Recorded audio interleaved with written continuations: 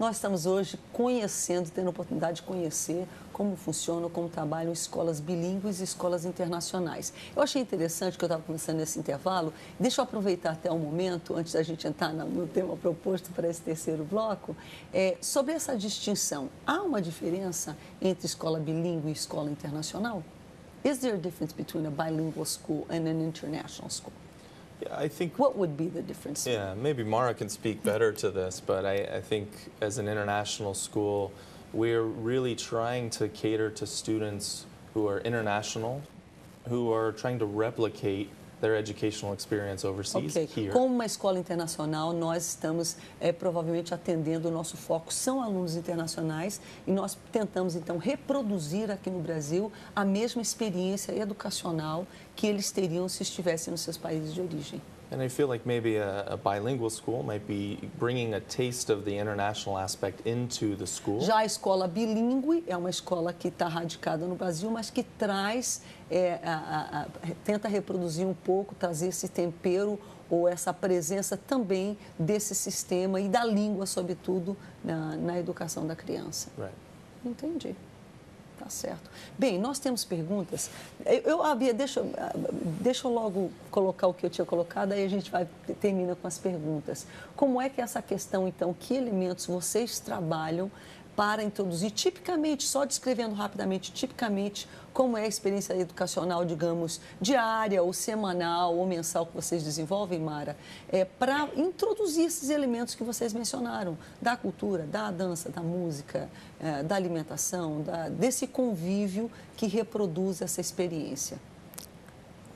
Bom, o aluno fica mais tempo na escola, fica também mais fácil, né, de introduzir. Quanto tempo? Aliás, como é o sistema de vocês? Porque eu sei que internacionalmente a escola geralmente começa ali 7h40, 8 horas da manhã e vai até 3 da tarde. Esse horário, qual é o horário de vocês, Nossa, então? é de 8 às 3h10. 8 às 3h10. E temos até 4h30 um after school, que são atividades extras, né? Extras. Então, a criança almoça na escola? Almoça Ela na traz escola, consigo lanche. almoço? Entendi. Não, nós temos lá para oferecer. Vocês têm cafeteria, vocês oferecem o almoço na escola. Lá. E eu acho que isso também ajuda eles a terem essa experiência. E na nossa escola nós temos crianças de diferentes nacionalidades. Então, embora o currículo seja muito parecido, a cultura é diferente, então isso vem também no dia a dia. Entendi, né? no convívio. Eu acho que fica muito natural. Né? Você vê crianças pequenas que aprendem línguas que a gente não está ensinando porque o coleguinha sabe e ele acaba aprendendo naturalmente, na brincadeira. Não aprende necessariamente as palavras que a gente quer que ele aprenda, mas ele aprende. Essa experiência eu já tive. O colégio dos meninos era inglês, alemão, suíço. Meu Deus, cada coisa, mas pode continuar. Pois é, e aí eu acho que a forma de ensinar, a gente tem também a diferença nos professores, porque eles são estrangeiros também, a maioria, né? Nós temos poucos professores brasileiros, e essa diferença de cultura, de como ensinar, e tudo isso facilita o aluno a ter essa experiência diferente, né? É como se ele estivesse mesmo fora do país, né? Fechado dentro da escola é muito diferente. Mas, ao mesmo tempo, a preocupação também do ensino do português, enfim, claro, porque faz parte do currículo e até da demanda pelo credenciamento. Isso, claro, não. E essa é uma preocupação deles nunca se esquecerem que estão no Brasil, de como é a cultura brasileira, de informar isso. Como é que vocês se adaptam em questões, por exemplo, nós sabemos que cada país tem uma forma de avaliar o seu aluno para fins propriamente, acho que avaliatórios da escola, avaliatórios que no Brasil a gente chama de Enem, não é verdade? E que findam funcionando depois também para ingresso em universidade. A gente sabe que os americanos usam o SAT, por exemplo. Então, como é que vocês trabalham isso? Vocês aplicam os dois, o SAT, o Enem? Como é que essas regras são trabalhadas para satisfazer tanto o sistema internacional quanto o sistema brasileiro? Isso, a gente atende aos dois e a gente tem essa preocupação e tem crescido muito a procura de brasileiros pelo nosso colégio. Então, por isso, essa preocupação de prepará-los para o Enem, para o vestibular, tem crescido bastante. Entendi. Did you get the questions? Because there's different, Brazil, Enem is a big thing now. It has to be done, and it's important. And I know the SAT is also very important. Yes. And how does it, você conhece os dois? Do you know them both? Are they similar in any way? What are the purposes? Would you know to differentiate the purposes? I don't think I could speak to the differences. Você saberia, Mara, endereçar? Não, eu acho complicado a gente explicar isso, porque realmente eu não sei tanto do SAT e ele também não tanto do Enem. Mas o que eu vejo a diferença é que o aluno no Brasil, isso é uma opinião minha particular, ele, quando acaba o ensino médio, ele está apto a uma faculdade, mas ele tem que passar pelo vestibular. E já no sistema americano, vem de uma preparação toda, né? Ele não tem um vestibular. Ele tem uma nota do que ele veio angariando a vida toda, né? Então, eu acho que, às vezes, o vestibular fica um pouco injusto. Mas né? sabe o que é a questão do vestibular, Mara? Desculpa até te interromper. Como eu vejo que o vestibular é um critério de seleção porque não há vagas suficiente para o número de alunos que precisam estudar. Nós não temos, é uma pena. Eu acho que o nosso país está num momento estupendo, né? Eu não estou aqui só para criticar, não, porque eu acho que a gente está num momento muito bom, um momento estupendo em que muitas coisas boas estão acontecendo e precisam acontecer. A gente fica muito triste, envergonhado, quando a gente vê dinheiro público sendo surrupiado, roubado pela corrupção, indo para outras coisas que não as coisas para as quais elas foram destinadas.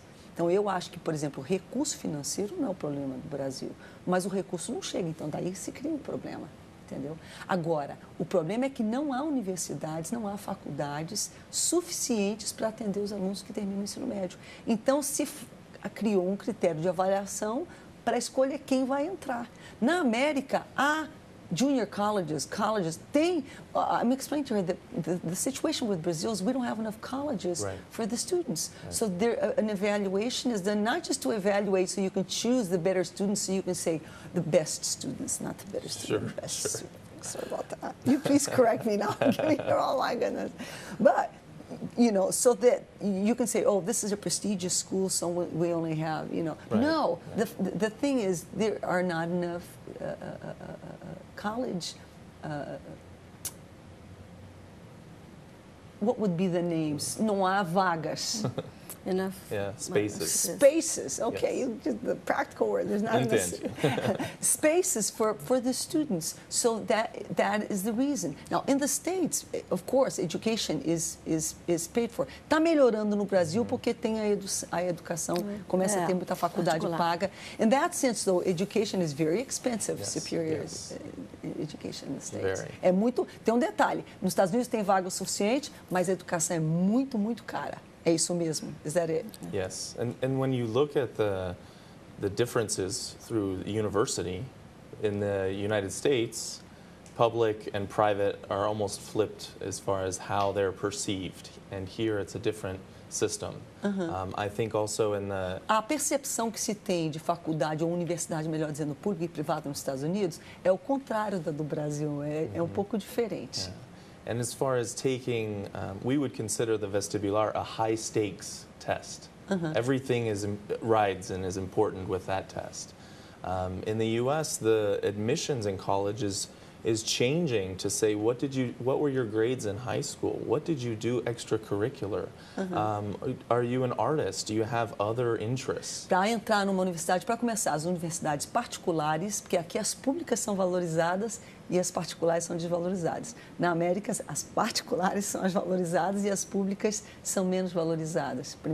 É isso que ele quis dizer, enfim. E, segundo lugar, quando você faz o vestibular, é um exame de vida ou morte, de tudo. Ali está tudo, você tem que se preparar porque ali vai ser a sua admissão. Enquanto que numa universidade americana, de repente, você não vai ter a sua admissão impedida, mas eles vão sim avaliar as suas notas, qual foi a sua atividade extracurricular, se você se envolveu com esportes, ou se envolveu com arte, Exatamente. ou com música, e dessa forma te direcionam. E I think it's interesting in the States, because to get a scholarship, let's say, para conseguir uma bolsa de estudo, por exemplo, essas coisas são muito vistas, né? A lot of importance is given to these things if a student is trying to get a scholarship. Yes. Very looking for well-rounded students who they feel can add not just the top academics, but also can add some variety, diversity, culture to their schools. E, nesse sentido, para conseguir uma bolsa de estudo e até para admissão onde há uma concorrência maior, então não é um vestibular, é por uma questão de eles procurarem os alunos que eles consideram mais completos, não que apenas tenham uma excelência acadêmica como nota alta, mas que eles percebem também que se interessaram, envolveram em outras atividades e se tornaram, portanto, tentaram desenvolver, né, a atividade. I was reading about recently in a magazine, in a flight magazine, about Stanford, how a universidade, estava lendo sobre a Universidade de Stanford, como ela está crescendo na América, despontando como uma universidade mais importante do que já foi, pelo menos, e eles falando sobre os critérios de desempate quando o nível dos alunos que tentam entrar é muito parecido. E eles consideraram, por exemplo, que um elemento que eles procuram no currículo é trabalho voluntário. Eu achei muito interessante. Stanford, where it's rising, and everyone that tries to get in is already so qualified. Yes. So they were saying, well, tell us what would be some of the, what's a special point that they talked about volunteer work, which I thought was very interesting. So it fits in with what you're saying about. Exactly. Encaixa com isso que você está falando, né, da importância do aluno ser completo. Bem, o colégio começa às 8 da manhã, vai até 3 da tarde, tem atividades extracurriculares, se for o caso, mais tarde ainda, não sei, natação, outras coisas mais que se poderia fazer. Vocês oferecem o curso desde, então, aos 3 anos de idade, que seria a pré-escola, até o ensino médio? Isso, até o high school. Até o high school. Maravilha, maravilha. E funciona na Barra da Tijuca, aqui no Rio de Janeiro. Isso. Bem, Belém, eu posso falar por Belém, não sei Manaus no momento. Belém tem uma excelente escola internacional. Não é uma escola bilíngue, não, é uma escola internacional também, que é a Academia Vale Amazônico. Eu conheço bem, eu recomendaria. O que vocês colocariam, o que você colocaria, Mara, como sendo um elemento, então, positivo para que pais, de repente, brasileiros, os internacionais, a gente já é óbvio, é natural, né? Mas o que você considera, então, como sendo um elemento, assim, importante, atrativo, para que levaria pais a escolherem uma escola internacional? E eu acho que é a experiência mesmo de vida. Eu acho que a criança cresce muito, desenvolve muito com a diferença dos outros, com a diferença do ensino.